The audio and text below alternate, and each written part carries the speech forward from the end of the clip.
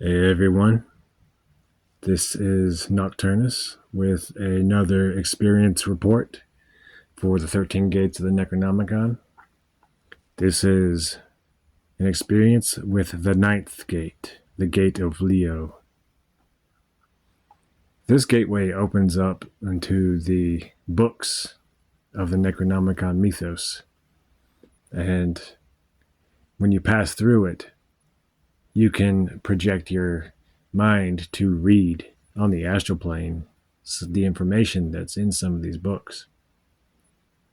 So I went straight to the source material. I passed through the gate, and in the dark space beyond, I focused upon the Necronomicon, the true Necronomicon, the source. I found myself in a cosmic space. Before me was a vast vortex spinning counterclockwise. It was like dark blue, dark purple, and I was standing up on some black platform, and a black and tan book appeared to me. It was like a dark leather.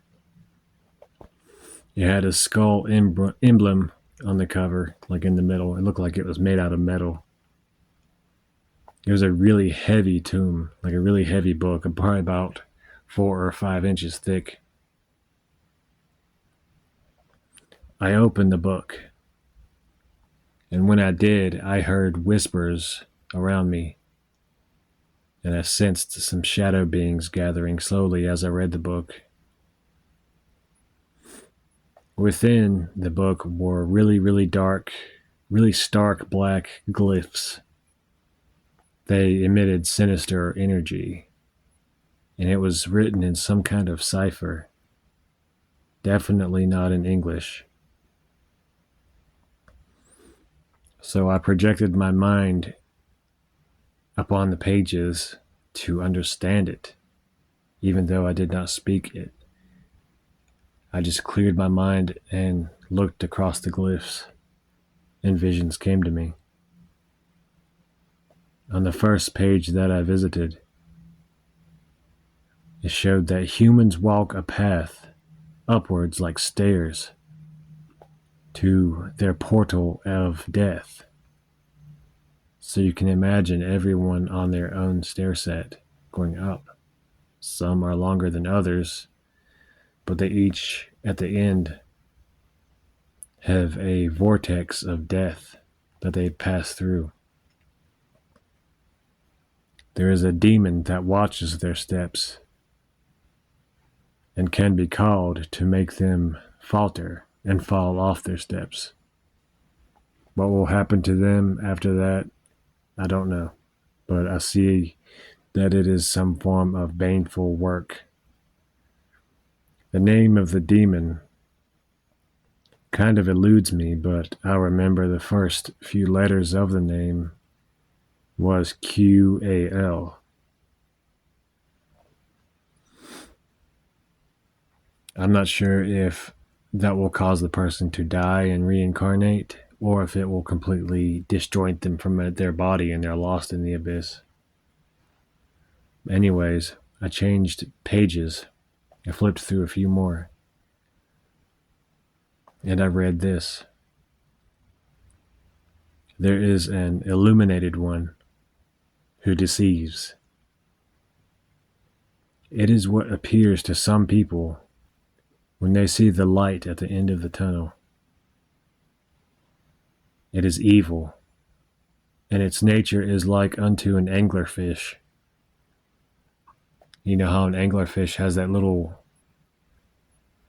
light at the end of a strand that comes from its head, and it entices fish to it, and then it eats the fish. It has the same nature as that. By this point, I felt an uneasiness and a tension growing around the area and with the book itself. I flipped a few more pages, and I read the following. The necromancer's gaze and the fermentation of shadow. When you seek your necromantic art, turn your thoughts to the contrasts of shadow while within your circle. Focusing up on the contrasts of shadow instead of the physical objects in the room will open up your vision in time to perceive the dead and beings of shadow.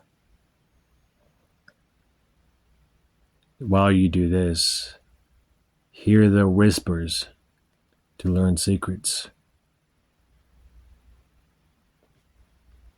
The fermentation of shadow is as follows. Take your talisman, whatever it may be, that has to do with the controlling or drawing forth of the dead, and bathe it in perpetual shadow. Add on top of it alcohol, and the shadows shall ferment through the evaporation of the alcohol. This will give potency to the talisman in the realm of shadow and the dead.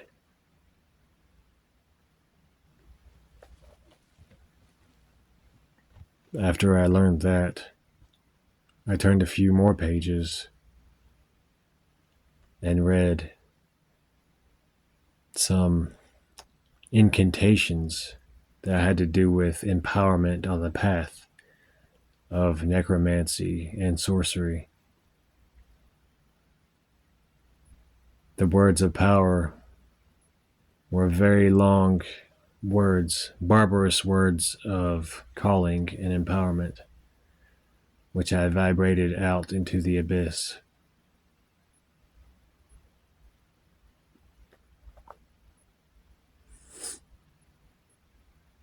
At this point,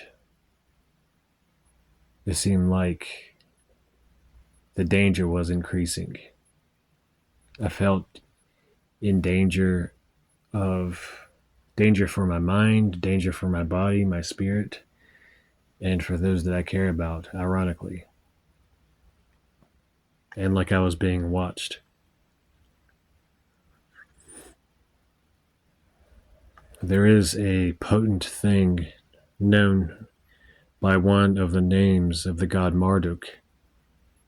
The sigil was within the book, and I am to call upon that being with traditional methods and learn from them. My friend who's passing the gate along with me, Johnny Khan, aka Nosage the Conqueror, he looked up the sigil that I showed him, and we found the one that matches it the closest, and we discerned which one I need to work with. But what's interesting is that being had to do with dominating the opposition, so to speak, the energies of the darker side of things. So it may be a way to encapsulate and then transcribe some deeper hidden mysteries of the Necronomicon tradition, of the knowledge that is forbidden, that is kept under lock and key.